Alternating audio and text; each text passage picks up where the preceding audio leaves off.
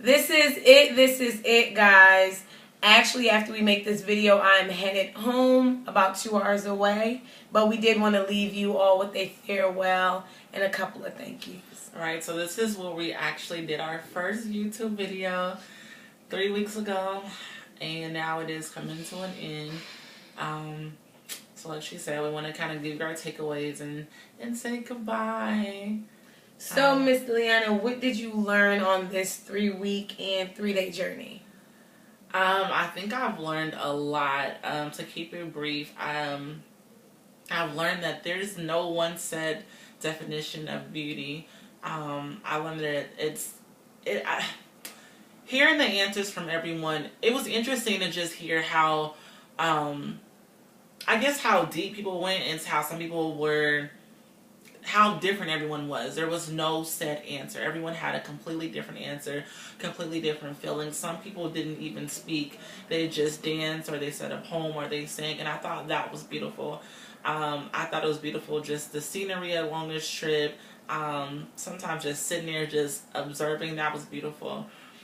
I think I learned quite a bit about myself. I've learned that I guess I really am beautiful. A lot of people, and I'm saying that just because people have said that to me, but I think I'm finally starting to come to that realization on my own. I don't think my problems came overnight, so they're not going to go away overnight. It's definitely going to be a continuous journey, even after this documentary is all said and done.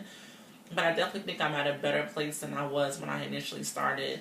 Yeah, it's been great. It's been really amazing. So, my takeaway is almost like surreal because I have been dreaming about doing this for so long that I can't even believe that it came to life and now it's over. But I mean, everyone exceeded my expectations. I knew that there was a broader definition than what the media puts out there. That was my biggest thing is, media says this is what beauty is, and so many girls are running and starving, and fighting and altering themselves to be this standard. And I said, if we can get some more standards and some more definitions of beauty out there, then maybe people wouldn't be so quick to try to change themselves to fit this one mold.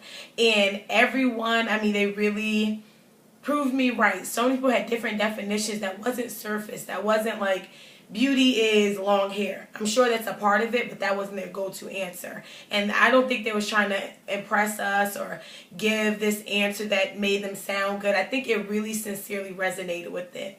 And I think we have to remember that people aren't as shallow as we think they are. I think that it's painted like that, but I do believe that people are deeper than we give them credit for. Also, it was such a pleasure to meet the young ladies that I had corresponded for a while through Facebook and got to hear just like the tip of the iceberg of their story. Actually meeting them in person and them open up and telling their stories was one of my favorite parts of the trip. And lastly, I learned a lot about myself. I went into this not being, I guess, very confident. I've always been confident in my personality and my charm. I call it like sense of humor, but I was never one to be like hold myself as like the pretty girl. So it was very scary for me to cut off all my hair and not have jewelry to compensate for that and go out in the world and just be open for people to judge me and judge my looks. So it was very difficult at first, but I think along the way and what I was hoping for came true is that it no longer became about me, but about the people around me, right? So uplifting their self-esteems and taking in the moment. So I'm still trying to get used to this hair. Y'all see I got a little curl. I'm still trying to get used to it, and it's still a journey to confidence as it pertains to my external beauty, but I think I'll get there. I just have to consciously work on it. It's going to be take some effort. And one other thing I actually forgot to say. So when Shakia initially presented doing this road trip like a year or so ago, I definitely was all for it because of what, the purpose and all that was. But of course when she said we have to cut our hair, I'm like, really? Cut my hair, no jewelry, all that stuff. I'm like, really, what's going to be learned for me cutting my hair and not wearing any jewelry or any makeup? But I definitely think that was needed. That, number one, it took me out of my comfort zone. And then I just didn't care about myself. Like she said before, it became more than myself, how I looked or how I felt or whatever.